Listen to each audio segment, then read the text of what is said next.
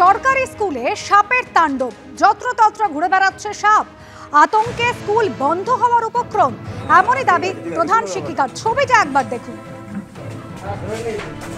Catcher নাই তোমার কাছে?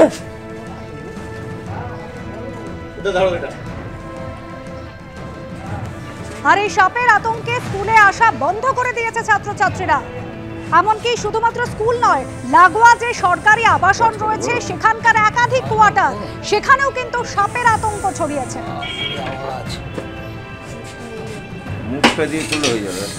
ইংরেজবাজার পুরসভা তার 24 নম্বর ওয়ার্ডে সরকারি আবাসন, সেই আবাসনে স্কুলে চন্দ্রবোরা সাপ থেকে গোখরো সাপের মতন বিষধর সাপ মিলছে।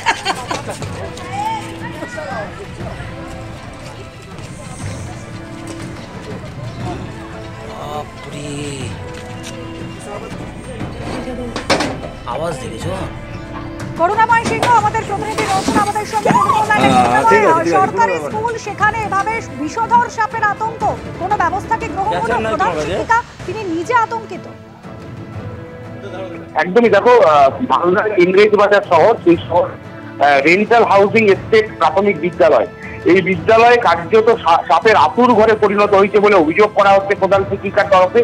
এর আগেও বেশ কয়েকবার এই বিদ্যালয় থেকে সাপ উদ্ধার হয়েছিল এবং আজকে সকালেও এই বিদ্যালয়ে যখন আসেন ওখানকার ICDS কর্মী, তখন তিনি সেই একটি সাপ দেখতে পান। এরপর বন দপ্তরকে খবর দেওয়া হয়, বন দপ্তর সাপটি উদ্ধার করেছে এবং এই সাপের আতঙ্কে পড়ুয়ারা তারা স্কুলে আসছেন না। ফলে প্রধান শিক্ষা বলছেন কার্যত স্কুল বন্ধ হওয়ার মুখে। তিনি বিভিন্ন জায়গায় বিভিন্ন সময় জানিয়েছেন যে স্কুলের যে পরিকাঠামো, সেই পরিকাঠামো ঠিক নেই, যার ফলে সাপের উপদ্রব বাড়ছে, কিন্তু তারপরেও কোনো ব্যবস্থা নেওয়া হয়নি বলে অভিযোগ উঠছে।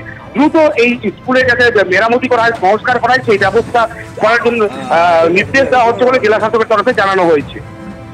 ধন্যবাদ করুণাময়। ক্যাচার নাই তোমার কাছে?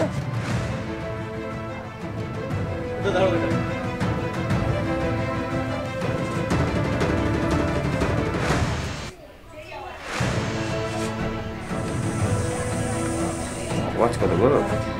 ভয়ানক গো, বাপরে আওয়াজ। মুখটা দিয়ে তুলে হয়ে যাবে। নিচে তো বাইরে মালটাকে।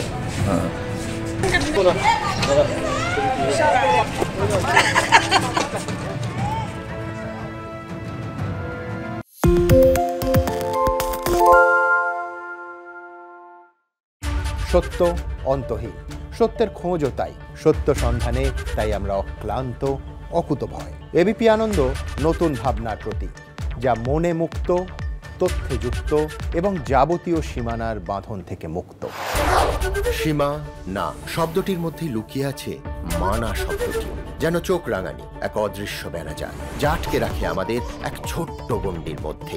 একমাত্র সঠিক খবরই গড়ে তুলবে এক মুক্ত সমাজ। সেই জগৎ গড়ার লক্ষ্যে কোনো সীমানার ঠুকুটি আমরা মানব না। এবিপি আনন্দ এগিয়ে থাকে, এগিয়ে রাখে।